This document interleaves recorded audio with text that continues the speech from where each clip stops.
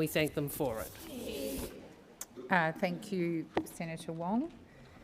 We now move to question time, unless someone jumps in the 4 seconds we have. Senator Cash. Thank you. And my question is to the Minister for Finance, Senator Gallagher. Yesterday in question time, in a question from Senator Pocock regarding people like his constituents Sam and Leilani, who are in the gallery, having to choose between housing or heating because of the extreme cost of living pressures they and millions of Australians are now facing, Minister Farrell was asked, what does he say to them? Minister Farrell responded, well, I say to them, welcome to the Senate. If they'd like to identify themselves, I will give them a little wave. Is a little wave all the Labor Albanese government has to offer to Australians who are struggling with the cost of living? Thank you, Senator Cash. Order. Order. Order. I'm waiting to call the minister. Order. Order. Senator Gallagher. Thank you, President, and I thank the acting Leader of the Opposition in the Senate for the question. And the Albanese government and Senator Farrell reflected this in his remarks yesterday, place cost of living and easing the cost of living pressures on Australians as a top priority of this government. And everything we have done since being elected has met that challenge. I also note that my colleague, who I am privileged enough to share the bench with here on the government side, is the most courteous and decent person in this Senate, and his remarks yesterday reflect that part of his character. On the cost of living question, again, the raw and blatant audacity of the people that have been in power prior to May the 21st, when the Australian people elected us, to come in here after creating some of those cost of living pressures through your own policy inaction and your division and the lack of focus that you had on the Australian people, to come in here and start pointing the finger at us when we have been elected to deal with the cost of living crisis that you lot created. That's right. And everything we have done on every day we have turned up to work since that election has been to deal with this most serious challenge. We understand that cost of living pressures are hitting Australian people hard. We understand that, which is why our policies are so important to implement, more important than ever. And we understand that people on payments are doing it hard. They will receive in the budget the biggest indexation that we have seen in recent times. And we have already committed that we would assess when the budget provides, as we deal with Minister, your time has expired. Senator Cash, first supplementary. Thank you. And yesterday in question time, the minister refused to rule out imposing higher taxes on Australians in the budget. I ask you again, will you rule out tax increases on Australians in the budget? Thank you, Senator Cash. Minister Gallagher, please resume your seat. Minister, please resume your seat. When the Senate is quiet, order. I'm waiting to call the minister. Minister Gallagher.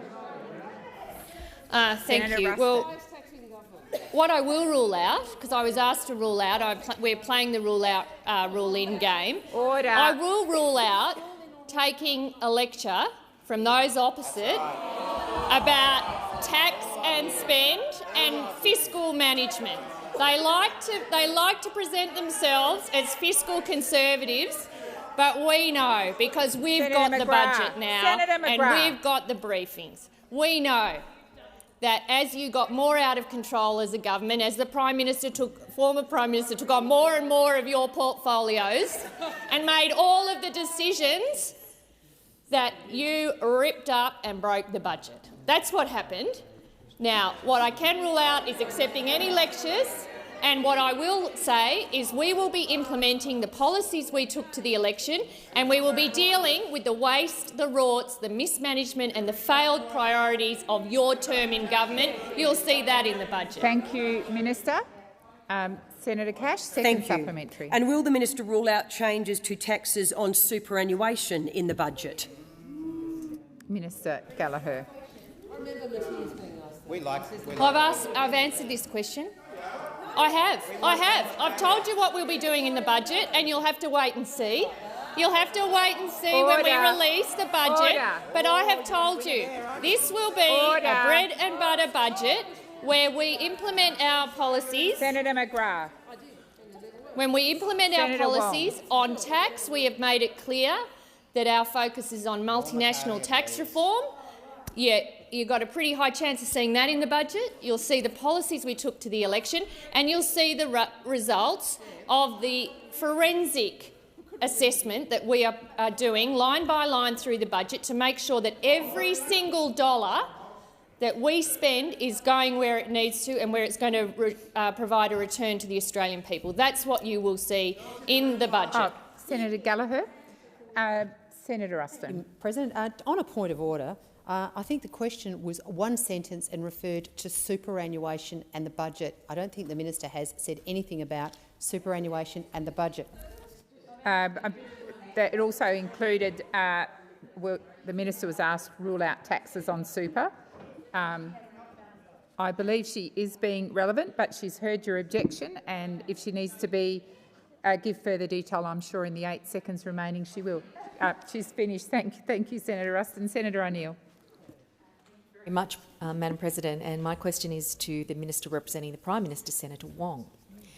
How's the government delivering on its pledge to return accountability, transparency and integrity to government? Minister. Busy legislating to clean up.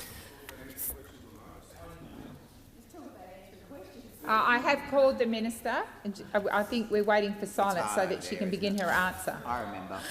Thank you. I thank Senator O'Neill for her question and for her interest in these matters, which are important to the nation and important to the government, important to the parliament. And today is an important day because we introduced the first government bill to establish a National Anti-Corruption Commission into the House. It is a bill which delivers on a key election commitment first made prior to the 2019 election to establish a powerful and independent anti-corruption body at the federal level. It is a watchdog with teeth, and it is a commitment that we have consistently advocated for, and today we are delivering.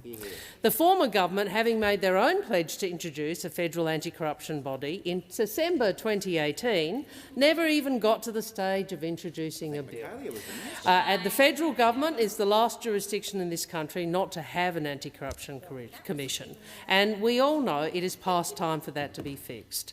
And those of us on this side of the chamber are proud that the Albanese Labor government is just doing just that. Today's bill is a product of an extraordinary amount of work, and it has been shaped by constructive consultation with experts and with members of the House and Senate. It aims to learn the lessons from existing anti-corruption commissions across the nation, balancing the need for transparency with the need to prevent undue damage to reputation. The ultimate aim of this body, once established, is to both prevent and expose corruption at the federal level. The Australian people sent a clear message in the last election that this is what they want. It is now incumbent upon this parliament to deliver.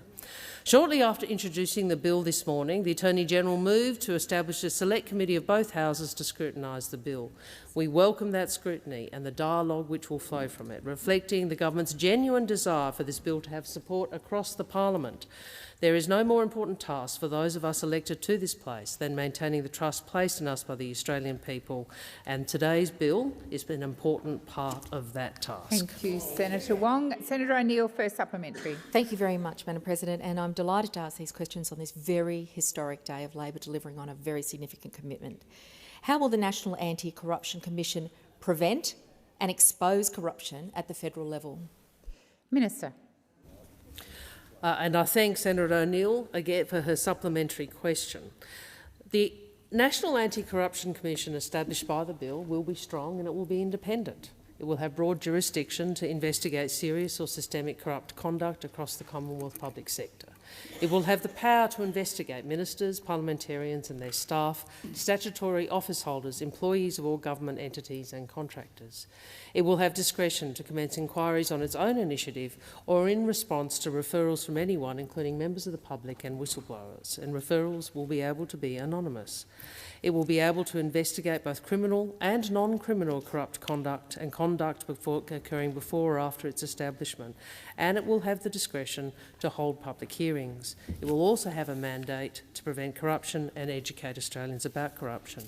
This will be a significant reform for the nation and it is a necessary part of rebuilding trust in institutions, including in this parliament, for the Australian people. Thank you, Senator Wong. Senator O'Neill, second supplementary. Thank you, Senator Wong. And how does the government's approach to establishing National Anti-Corruption Commission contrast with previous approaches? Minister. Thank you to the senator for her question, and we all know that is a somewhat sorry tale in terms of the past because, and yes, it may be that Senator Cash might like to add to my remarks, because we do recall that those opposite announced a national integrity body in December 2018, but they never delivered. They never delivered, and in fact one of the more interesting things during the election campaign was watching Mr Morrison try to blame everybody else, that's a change, everybody else for his failure to introduce his own bill. Those opposite didn't even get to the stage of introducing the bill because they were apparently too scared the parliament wouldn't support it. It was everybody else's fault again.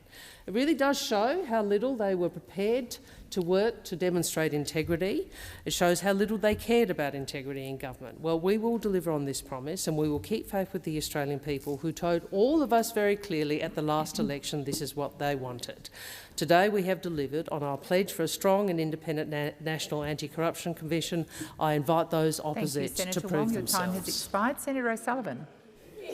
Thank you, President. My question is to the Minister for Finance, Senator Gallagher.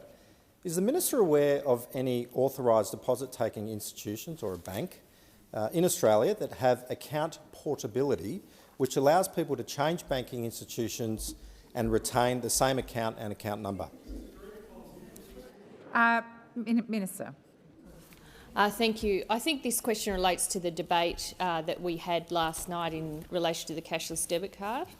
Am I correct? I'll have to come back on the detail because it doesn't fall within my portfolio. I am representing the Minister for Financial Services, so I would be able to answer you. Beg your pardon, Minister. Please resume your seat. Senator O'Sullivan. My question is about the finance portfolio, and it's about a bank. I haven't asked anything about the cashless debit card. Senator O'Sullivan, that isn't a point of order. Thank you. Minister. Thank you. Well, if I can just explain, the Ministry for Finance does not have responsibility for financial services, including ADIs and other financial institutions. They fall under the Treasury portfolio, and we have a specific minister for it, the Minister for Financial Services. Now, I'm coming in here, and Senator O'Sullivan, I'm very happy to answer your question. I don't have the detail with me. I think it relates to the debate that I was in and out of last night around the cashless debit card. If I can get an answer for you. Order. Well, yeah. Yeah. I'm sorry, but when you're repping about 14 portfolios, I do rely on a bit of paper. I do. I'm not going to pretend that I'm coming in here. Minister. James, you wouldn't understand. Order. Order. Senator McGrath. Order. Senator Henderson. Order. Order. Senator Watt, I just called the chamber to order. I don't need you to add to it. Senator McGrath. Order. Seriously, the minister is answering the question. I could barely call order.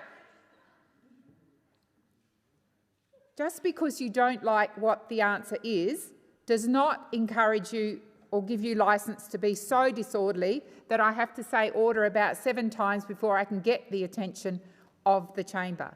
Minister, please continue. Thank you.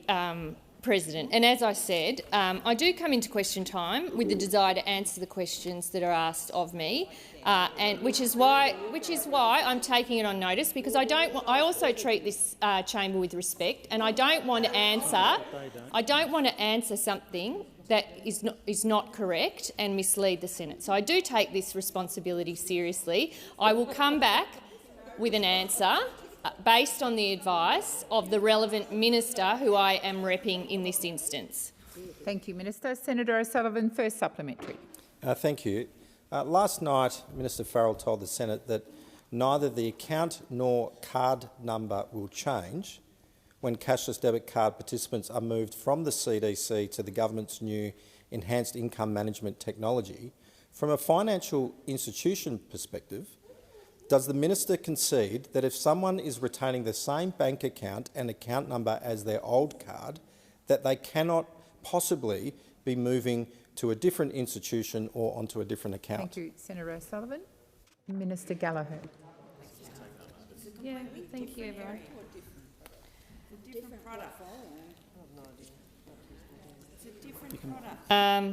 Thank you. Well, as I was fortunate enough to be in the chamber last evening for this debate, and we abolished the cashless debit card program, which was a key election commitment of this government. Yes, we did. They don't like it. Yes, we did. And what I remember from the debate is you guys fought to the last breath to keep it in place, despite what communities have been asking for. Minister, please resume your seat.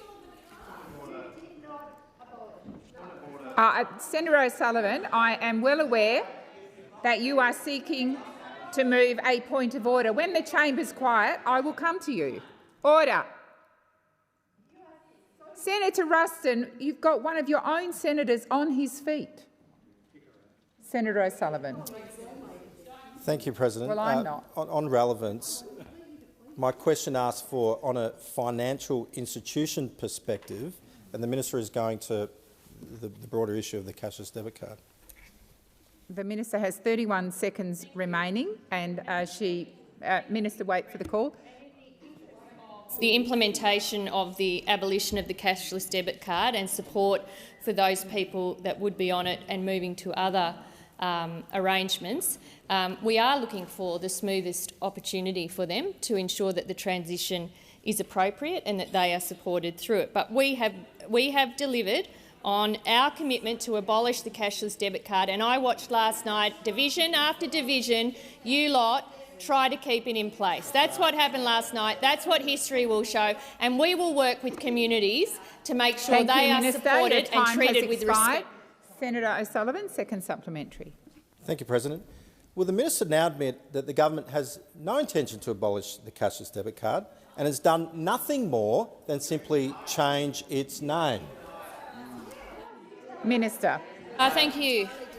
Last night, everyone in this place saw what happened. We abolished the cashless debit card program, a program that you introduced that your own assessments showed was inconclusive. Please resume your seat. Order. Order. You've asked the question. The minister, Senator Wong, the minister has the right to be heard in silence.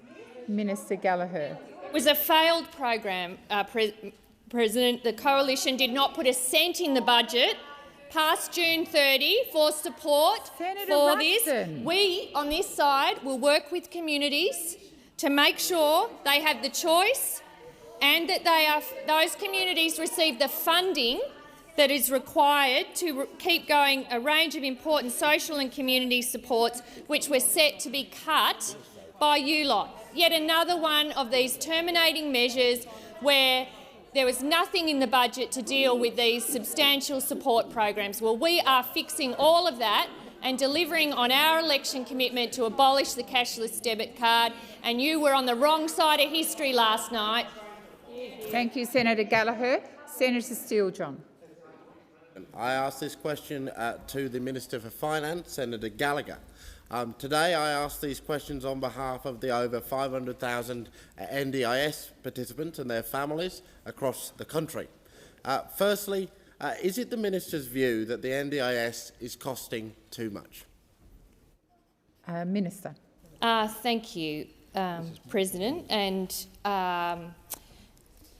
we are making appropriate investments into the NDIS. We see it as critical, and as the architects of the NDIS, the party that actually drove the establishment of the NDIS, that designed the NDIS, that reached agreement with all the states and territories at the time, apart from WA, if I remember correctly, because I was the first minister of the ACT, to implement a national scheme to ensure that people who have a disability and their carers are given the support that's required to live a dignified and full life.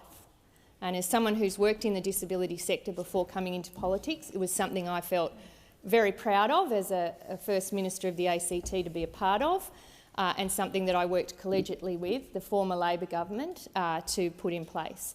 I see the NDIS as an investment in people and an investment in the community, and I have no doubt, and I already hear stories from people who are in who receive support or resources through the NDIS about the difference it has made in their life. As the Minister for Finance, I also have a responsibility to make sure that the budget is on a sustainable footing, and there's no doubt that of the 5 programs that are presenting long-term structural challenges to the budget, health, aged care, defence, servicing the cost of $1 trillion of Liberal debt, and the NDIS are those top 5 programs. So from the finance side of things, I have to look at how we can sustainably fund programs, but as a person who's been part of working in the disability sector, I see the investments in the NDIS as an investment in people, and I'm very proud of the reform that the former Gillard government introduced. Thank you, Senator Gallagher. Senator Steele-John, first supplementary. Thank you, President. In the October budget, can you confirm, Minister, that there will be no reduction in the allocated funds to the National Disability Insurance Scheme? Thank you, Senator Steele-John. Minister. Thank you. Well, this is Minister Shorten's area, and I can say that he is in the work that I'm doing in forensically looking at all the costs through the budget. I know he is applying himself to make sure that every dollar spent in the NDIS is going where it needs to go, and he's been leading that work, and I know that you will have been following that, Senator Steele-John. In terms of additional investments or how what flows through in the budget, you'll have to wait and see. But I can assure you it hasn't been the focus of my attention in terms of looking at areas where we can make sensible savings in the October budget. And I would also point out the way that it is written into the budget or factored into the budget where there are ups and downs, it's through parameter variations, and that's informed by an actuarial assessment. Senator Steele-John, second supplementary. Thank you, President. In relation to funds currently allocated to the NDIS that are not spent in this financial year, can you confirm that if these funds, can you confirm whether these funds will be retained within the scheme, or will they be removed from the scheme? Thank you, Senator Steele-John. Minister Gallagher. Well, thank you, Madam President. We will be releasing the budget on budget day, but the way that the NDIS is funded is through parameter variation. Sometimes that goes up and down depending on usage within the scheme. I can assure you it is not the focus of any of the work that I'm doing in terms of looking for additional savings, and I know that Minister Shorten is also going through and looking at how current funding is applied to make sure that it's actually getting to where it needs to be and that we're not wasting money in litigation and those other types of areas, which I know you have also been vocal on, and the government remains committed to fully funding the NDIS. Thank you, Minister. Senator White. My question is to the Minister for Finance and the Minister representing the Treasurer, Senator Gallagher. Can the Minister update the Senate on the 2021-22 final budget outcome tabled earlier today? Minister. Thank you, President. I feel like I just keep standing today. I can, Senator White. Thank you so much for the question. The final budget outcome. shows that we have booked a substantial but temporary lift in revenues, mainly due to much higher than expected commodity prices. Thank you. You're welcome. You're welcome. However, Okay. All right. Order. No, it's not misleading the Senate. Order. Interjections across the chamber are Okay, disorderly. well, I've been accused of misleading the Senate, President. I can assure you I am not misleading the Senate. And if I could project my voice over those shouting at me, I could go through and explain. We have booked in revenues, so I'm not talking about payments.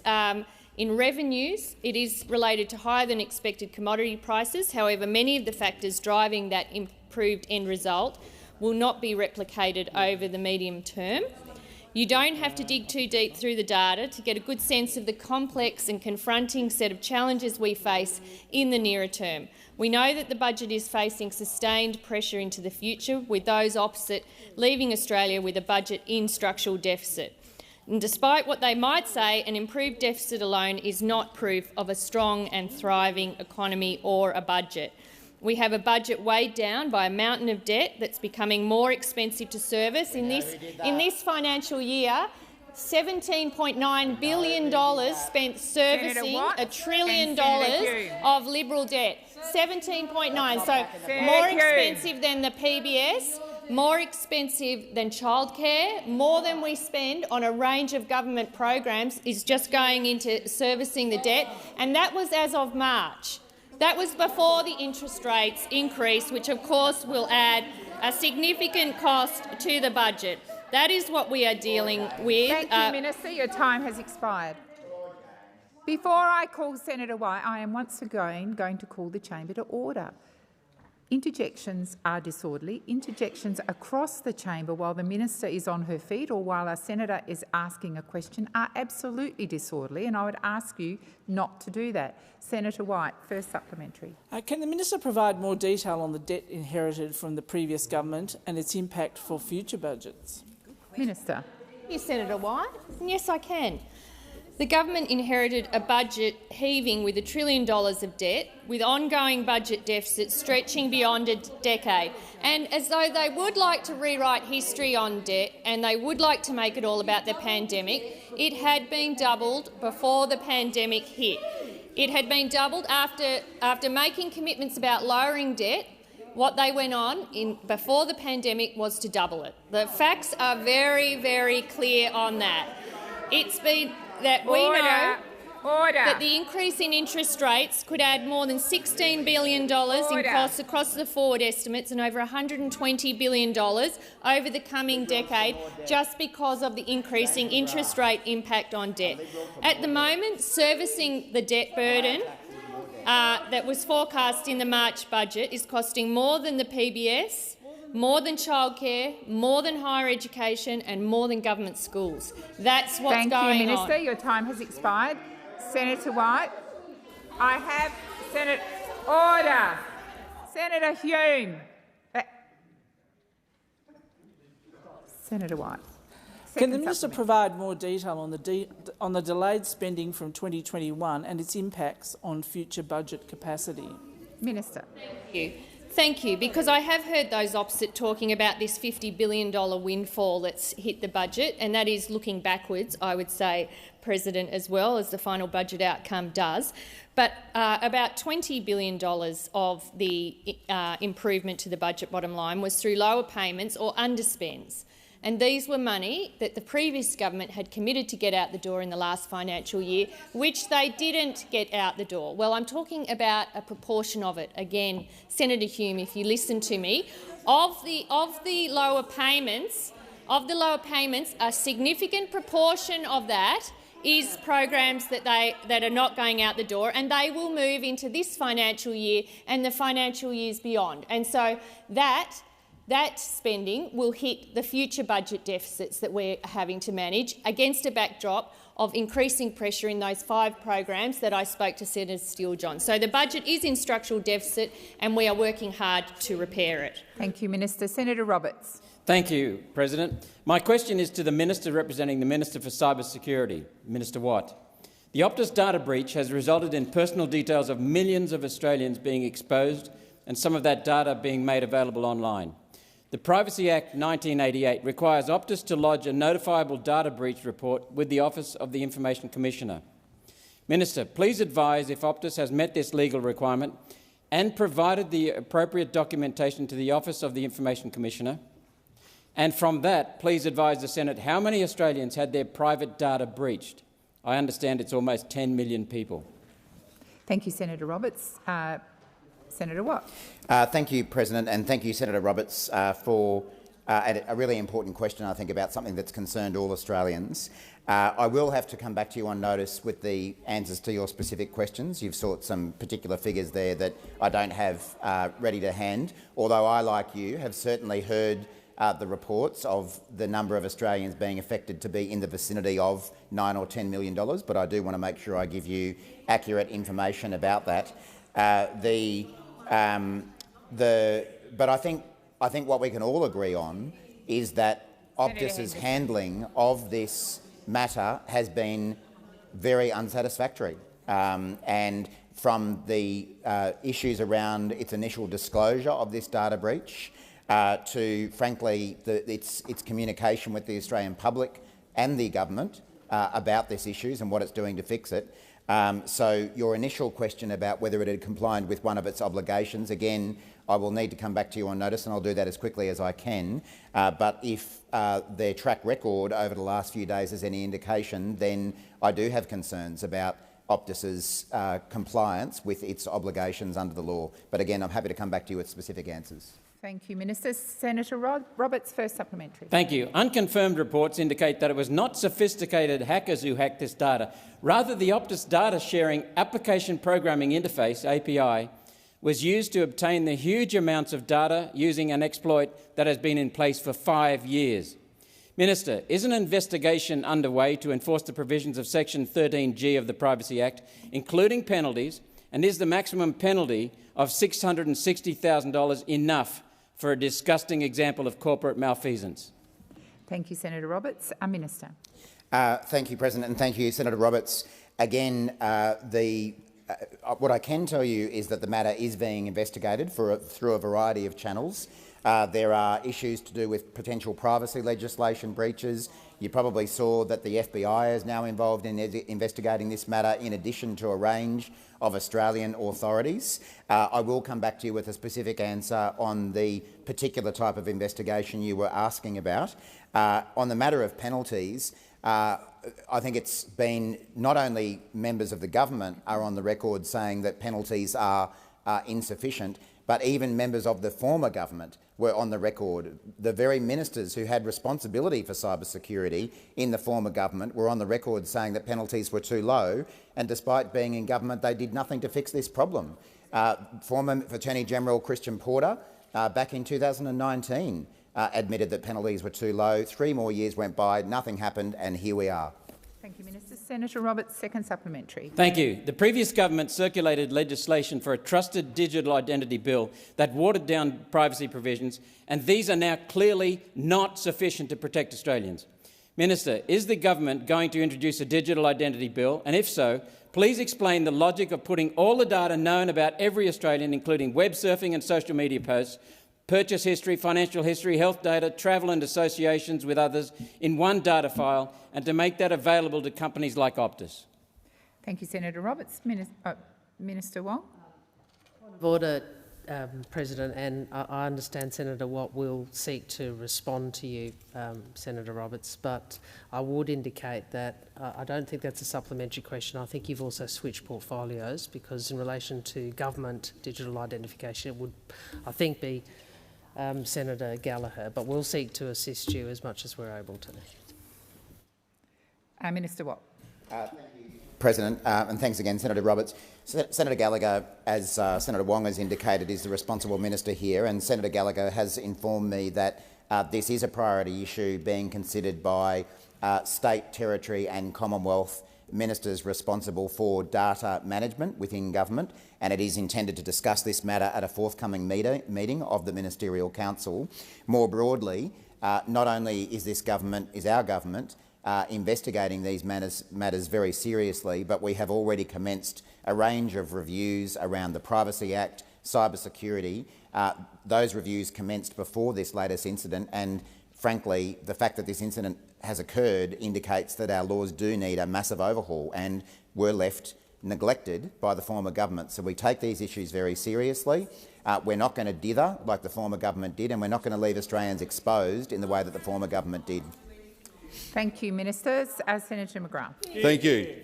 My question is to the Minister for Trade and Tourism, Senator Farrell. The Australian Government's ongoing, fully budgeted $10 million per annum wine, tourism and cellar door grants program provides a rebate of up to $100,000 for eligible Australian wine or cider producers to invest in their businesses to attract visitors to wine regions, helping grow Australian tourism businesses and local tourism jobs. Will the Albanese Labor government commit to providing the budgeted $10 million for the 2022 round of the wine, tourism and cellar door grants program? Thank you, Senator McGrath. Senator Wong. And again, I understand, and I'll stand to be corrected. Is it a point of order? It's a point of order about the portfolio. I think the question should probably have been addressed to Minister Watt in terms of where the program lies. I'll see if Senator Farrell can assist in any way.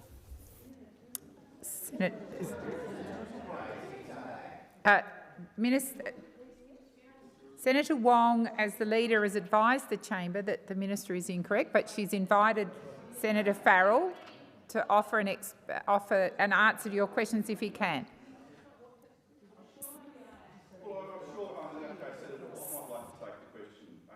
On what basis have you just jumped up, Senator McGrath?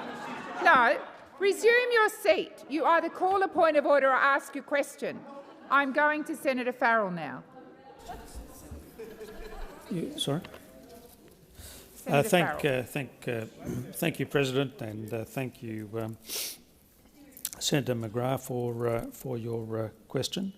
As the leader indicated, that this is an area of Senator Watt's direct portfolio responsibilities, but knowing something about the wine industry as I do, I heard it's a particularly nice Sav grown in the Order. I'm sure many of those opposite Order. have tasted it too. Senator Farrell, please continue. Thank you, President. And I might also say I mentioned last night about the importance of civility in this place, and you know, if all these people choose to turn up and exercise their democratic right, I'd like to be civil to the people on the other side, but I also like to be civil for them. And, but order. No, I asked them to give me away. So we recognise the importance of the grape and the wine sector to the economic prosperity of regional Australia. And I can say from experience that Australian wine is the best in the world. And Senator Farrell, please resume your seat. Senator Ruston. Madam President, my apologies, point of order, President. If the minister is unable to answer the question, I would suggest that he takes it on notice, because the question is actually in relation to a grant program for cellar door tourism, and he has not had any.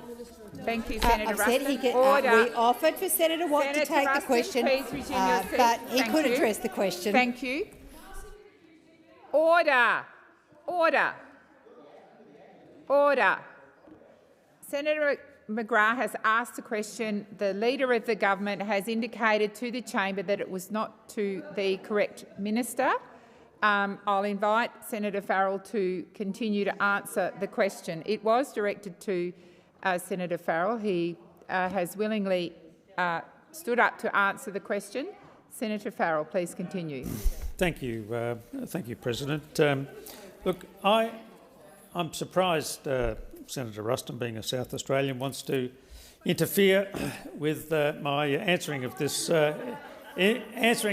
question, because there's probably no state that's got a greater interest in the wine industry than the state of South Australia. But look, these are issues that are under consideration in the course of the budget, as you'd expect.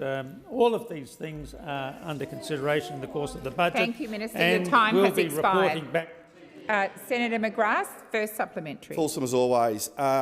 The Celador Grants program normally opens for applications on 1 July and closes 30 September each year. Given the industry has already waited 3 months for the grant round to open and the usual closing date is just 2 days away, when will the Albanese Labor government give small Australian wine businesses certainty about the future of this program? Thank you, Senator McGrath. Senator Farrell.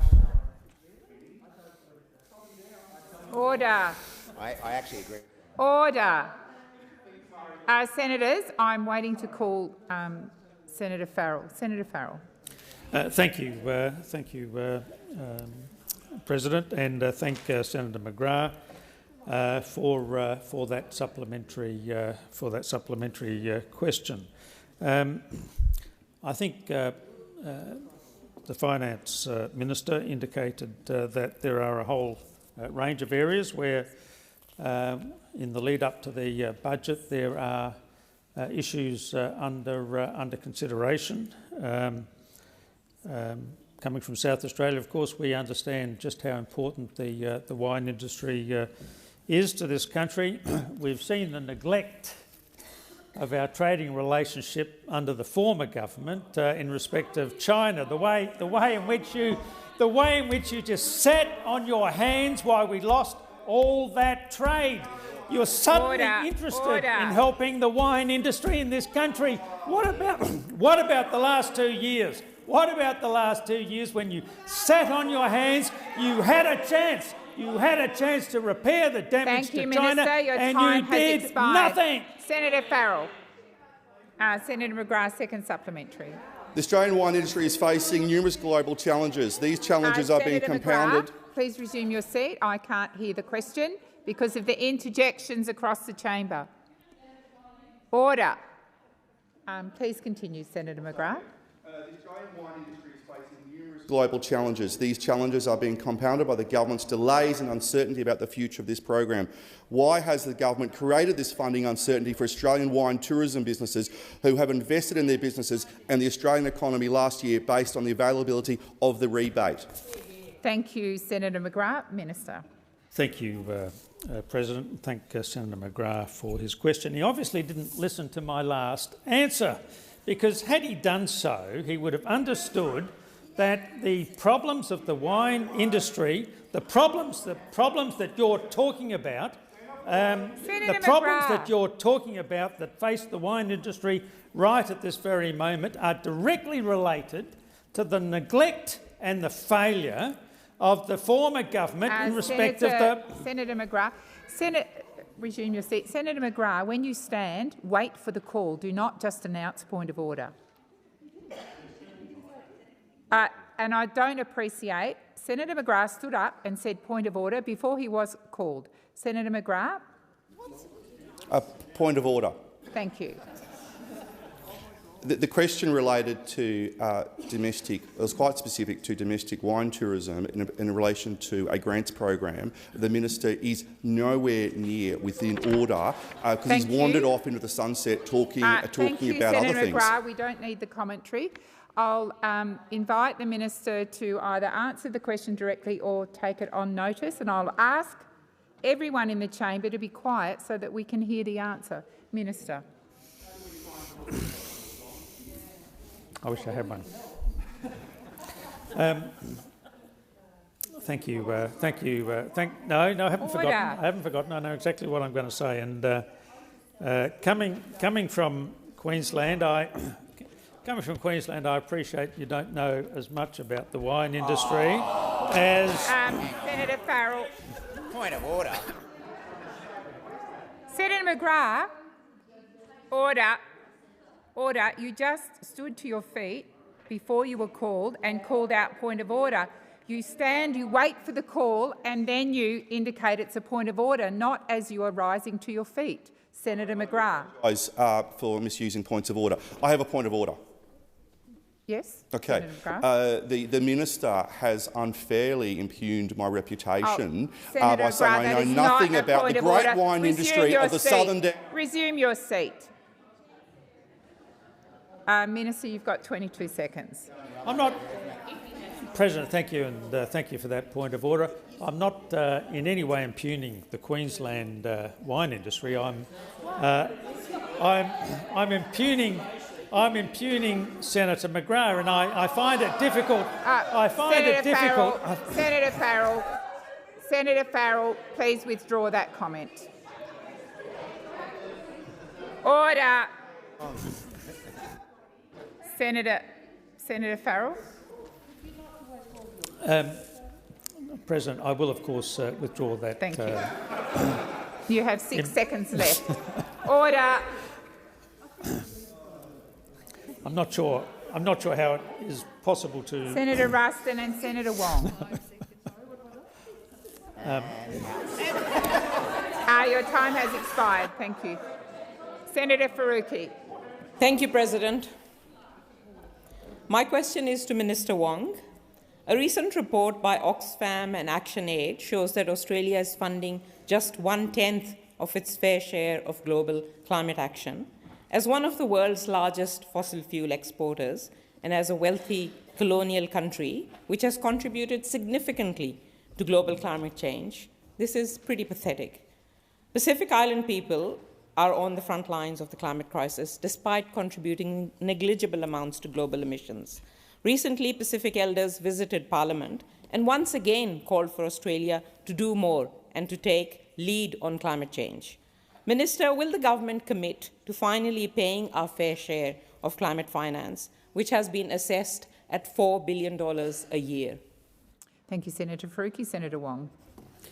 Thank you, President, and I thank Senator Faruqi for the question. And I would make the point, I think there are a number of aspects of her question. First, I'll go to the assistance that the government does provide, and I would make the point that over the period those opposite were in government, they cut nearly $12 billion from development assistance. $12 billion. And I regret deeply that the bipartisanship that was offered by us in opposition for continuing the maintenance and the growth in the development in the ODA program, Official Development Assistance Program, was never taken up by either Minister Bishop or Minister Payne. I regret that because it would have been much better, I think, for the country, but also for the people of our region if that bipartisanship had been maintained and there was less of a chase for some of the right-wing populists who opposed development assistance. I think there is a strong national security case for development assistance, there is a strong peace dividend from it, and there is a strong ethical imperative for it as well, given we know we can avert lives being lost, and we can improve education and health outcomes for people who need it so much in our region. In relation to climate, this government has come to office with a much more ambitious commitment on climate change. This will see Australia's emissions reduced by 43%. This will see the vast majority of Australia's energy, notwithstanding that we are an emissions-intensive economy, be in excess of 80% this decade. Now, I appreciate that the Greens do not have the same view about the need to transition. We recognise the need to transition and deliver this in the real world. We have come to office when it comes to development with additional assistance to be provided to the Pacific, which was an election commitment, and I thank my colleagues for that. And we have made clear to Pacific family members the importance of... Senator Faruqi, first supplementary. Minister, Australia is currently contributing only around 0.22% of its gross national income towards international aid, and I take your point that the Liberal National Government reduced that to a pittance. And this is extremely low, well under 1/3 of what is recommended by the OECD and almost the lowest it's ever been. And it's totally inadequate to meet our obligations. So, Minister, what is your government going to do? And my question is, will the government increase its overall aid commitments in the upcoming budget, and by how much? And I would actually appreciate an answer to this question. Your time has expired. Minister. Thank you. Well, in relation to budget questions, there's been a lot of rule in, rule out, which is a usual political process in the lead up to the budget. And I can remember both Senator Cormann and Senator Birmingham standing here and saying, well, you know, these decisions will be made and they will be made in the budget, and the budget will be handed down on whatever day it was at that time. And so I'm not going to do the rule in, rule out, but what I would say to this senator is that we made a very clear and costed election commitment to additional funding for ODA, which was announced in the election campaign. Exactly. We did that in excess of $1 billion over 4 years. That included additional ODA to the Pacific, additional ODA to Southeast Asia, additional $32 million to the Australian NGO Cooperation Program, known as the ANCP. And we did that because it was the right thing to do for Australia, because our security lies in our region and we have a national interest in doing what we can to make the region more stable and more secure, and we will deliver on that commitment. Thank you, Senator Wong. Senator Faruqi, second supplementary. Thanks, President. Minister, will the government commit to ending new coal and gas and establishing a transition authority to support coal and gas communities through a transition to renewable energy? Thank you, Senator Faruqi. Minister Wong. Thank you. I'm not sure it's a supplementary, but I'm happy to take the question, and I've responded on this front before. And I know this is the political point that the Greens wish to make, and they know that the UN Framework Convention on Climate Change does look to the emissions generated in one's own country, and Australia will be reducing those. In relation to projects, they will, for whatever resource, they will go through the appropriate environmental processes. And we will work with our Pacific Island family members. As members of the Pacific family, we will work with Pacific Island Forum members, because unlike Senator those Wong, opposites... please resume your seat. Senator Faruqi. Point of order on relevance. My question was very specific. It had no lead-in, nothing. I'm asking about new coal and gas, and will the government commit to a transition authority? Thank you, Senator Faruqi. I believe the minister is being relevant. Please continue, Minister. Well, I thought I actually specifically answered that, Senator Faruqi, and I know you may not like the answer. I made the point that those projects would be assessed in accordance with Australia's stringent environmental standards. I made the point that the UN Convention on Climate Change does not call upon Australia to do what you are asking. So let's be clear, you are out of step with where the international community is on this issue. Thank you, Minister Wong. Senator Polley. Yes, Madam President. My question is to the Minister for Agriculture, Fisheries and Forestry, Senator Watt. Can the Minister please give an update to the Senate on the progress of the Exotic Animal Diseases Preparedness Task Force, which was announced last month? Minister. Thank you, President, and thank you, Senator Polley, who I know has a long history as a supporter of the agriculture industry in Tasmania. It's important to remember that Australia does remain free of foot and mouth disease and lumpy skin disease. But while that remains the case, we must remain vigilant to biosecurity threats at our borders. Our three-pronged approach of helping Indonesia deal with their outbreak, strengthening our borders and improving preparedness is vital to ensure that we continue to remain free of these potentially devastating diseases. Last month, I created the Exotic Animal Diseases Task Force to ensure that Australia is fully prepared should an outbreak occur. And that's because good governments plan for the best and prepare for the worst. The task force was co-chaired by senior experts in the Department of Agriculture and what was then the Emergency Management Australia, bringing together the experts in biosecurity and animal health within our government, along with experts in disaster management.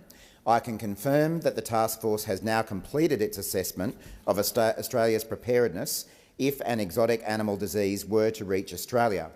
The task force conducted 4 weeks of rigorous testing of national biosecurity and emergency management plans.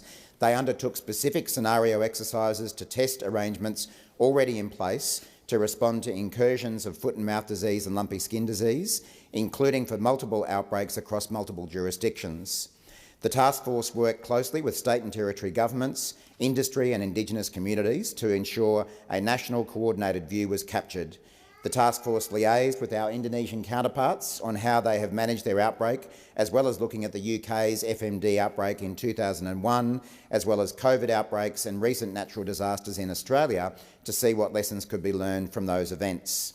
The exercises conducted by the task force also stress-tested how Australia's biosecurity plans interact with national emergency management. This way, we know we can organise a rapid response across Commonwealth, state, territory and industry partners. Your time has expired. Senator Polley, first supplementary. Thank you for that leadership, Minister. But can you outline any findings that have been made by the task force and whether any of the recommendations— Order. Order. Order. Senator Polley, please continue. You have. I haven't finished. Order. Order. Oh, no, Murray, now you've blown Order. the head. No one knew before this. Couldn't possibly know what to answer. Senator Polley, have you finished your question? I haven't finished my Thank you. question. Please Would you like me continue. to start it again? Order. Order. With the leadership bit put in. That's it. Tell them about your snorkel. Senator Polley, please continue your question. The From where you leadership stopped. demonstrated by the minister has been outstanding. Can you tell us whether or not any of the recommendations from that report will be accepted by the government, Minister? Minister. Thank you, President. And Senator Polley, I would love nothing more. I apologise for being so eager to talk about this task force's work. Overall, I am pleased to advise that this review has found that our biosecurity system is strong and sound, particularly in prevention and mitigation. There is good reason to expect that Australia will remain free of these diseases well into the future, although, as I've put on the record before, the risk is certainly there. The review also found that some of our biosecurity responses do need to be updated to be current with the times and with the technology we now have. For example, the review suggested that a COAG instrument that hadn't been looked at since 2002 should be updated to better fit our modern times. The review also made suggestions around better crisis communications capacity, regularly updated national plans, improved data collection and improved collaboration with states and territories. These suggestions are now being implemented. This is why the work of the task force was so important, so in the unlikely event of an incursion we are well prepared to limit the spread and impact of these foreign diseases. Thank you, Minister. Your time has expired. Senator Polley, second supplementary. Can the minister outline what the next steps are to ensure Australia is well prepared to respond to any potential major biosecurity outbreak? Thank you, Senator Polley. Minister. Thank you again, Senator Polley. As part of Australia's strongest ever response to a biosecurity threat, our three-pronged approach will continue to serve us well as we fight to keep foot and mouth disease out of our country. But we must remain vigilant to this threat and continue to improve our responses going forward. This work will now lead into and inform Exercise Paratus, a live boots-on-the-ground foot and mouth disease-based scenario to be undertaken with states and territories next year. We are also continuing our support for Indonesia to assist them control their outbreak.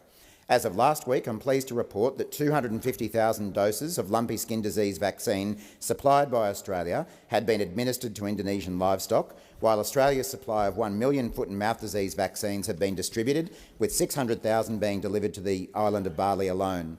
A further 3 million vaccines will arrive in the coming weeks, and we've also trained more than 300 local officials with specific focus on technical aspects of vaccine delivery, biosecurity management and record keeping. Thank you, Minister Watt. Senator McDonald. My question is to the Minister for Finance and Minister representing the Treasurer, Senator Gallagher. On Tuesday the 13th of September at the Regional Australia Institute National Summit, Minister Catherine King said, "This government has committed to delivering $1.5 billion to construct common user marine infrastructure at the Middle Arm Sustainable Development Precinct near Darwin. Is your government still committed to the Middle Arm project in the Northern Territory?" Thank you, Senator McDonald. Minister. President, and I think Senator McDonald would know that we agreed to that as part of our election campaign, and Minister King's comments that you referred to reflect that. There is a range of other spending around that program. I think in the budget it was funded as part of a broader package with other elements in it, and we are currently working through all the details around that. We want to make sure that there is appropriate business cases, due diligence, that the spending is the right amount of spending that should be allocated to that, and that's the work that I've been reflecting on for the last question times in here about doing that assessment, essentially, that every dollar that was committed in the previous government's last budget actually is quality spending going where it's needed, and that's the work we're doing. Thank you, Minister. Senator McDonald, first supplementary.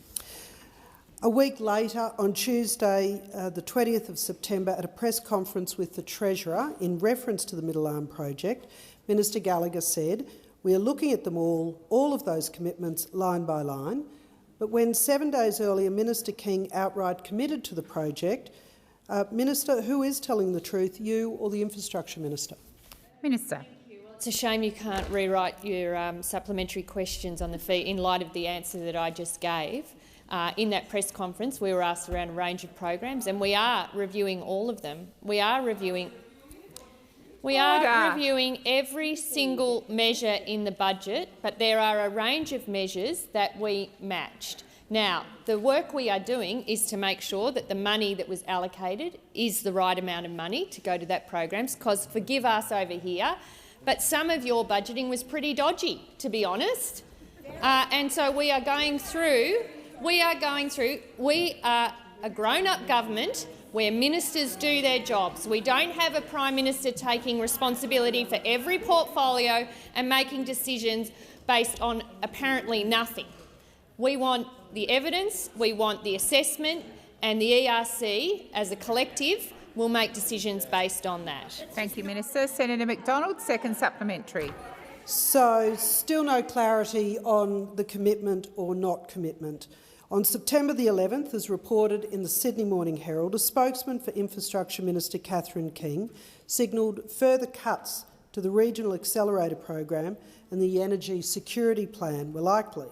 There are few elements of both the Regional Accelerator Fund and the Energy Security and Regional Development Fund that were matched during the election or in a subsequent decision will be funded in some form. Can Minister Gallagher confirm what the few elements are? Thank you, Senator McDonald. Minister. Thank you. Well, I don't think I could have been clear about the original question because I did answer that straight up. In terms of the other outcomes of the decisions that we've been taking through the budget process, you will see those reflected in the budget process. Like as you did in your budget, we are going through them line by line, where we have to make some savings, we have to reprioritise, we have to make sure that the precious dollar that's going out the door is actually going where it's needed. In some cases, grants under your government went where proponents didn't even know they had applied for it. Minister, so please resume your seat. Minister, please resume your seat. Senator McDonald. It was a specific question. Can Minister Gallagher confirm what the few elements are? Thank you, Senator McDonald. The Minister is being relevant to your question. Thank you. I've answered the question. Thank you. Minister Wong. Ask that further questions be placed on notice. Thank you.